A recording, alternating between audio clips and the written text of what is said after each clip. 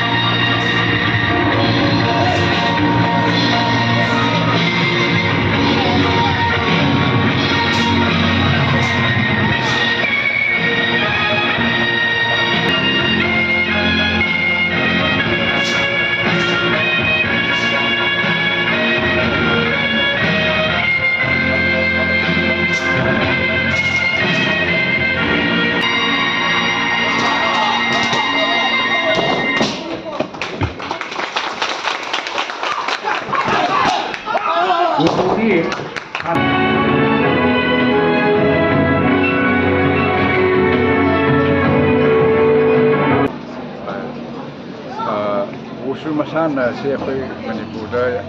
yamna popular oiba masida su akhoi sanaro se association oiba adu masana ma oire haisi khande jamai adamsi shuba the district championship 24 se gongba Wushu academy na Pakis district Wushu association me amkada silanga pangkawa thawma se nongching na maram moira kadang nongcha dragasu naha oiba sanori me amala thawa yauna seista leipjong su de yam encouraging oi adu meam sanori meam singa se koi meam meam changram sawti sangi maram di Wushu si China ni masan se koi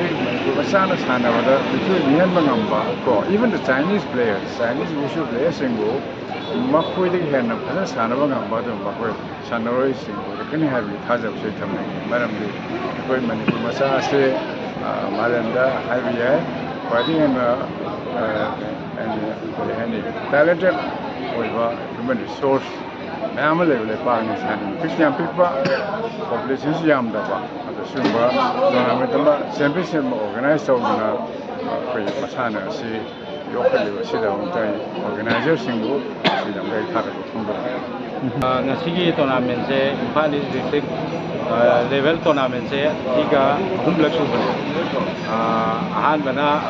ani rak subana koi keno da Khundrak Pham da east ki area da jo de song sin gare adugi mathang da sigi Kongbo Wild Ko gi club ground sida sinjabana akoina side se stadium da sinbe indoor hall da adu kaino kan da koi indoor hall da sum sinba po sida kaino kan da koi guardian singa player singa ngak toi ba yem sing aduna audience sing su mayam public da su local da su thada akoina su show tawraga se player me ase promote tawba dai lakai da nisang cha sa ga do ko do mayam se sanaba sumba show se urlaga Daida Sanaburum da loi pusalaga tunggi jumpiren mayam se afaburum da loi puraknabagi kanna honajabani sigi tournament se aduga laibak thibadi akoigi nongsingi phibam sina kitang nuai gidre ado fajana akoigi match se akoi yam mapung phana akoigi player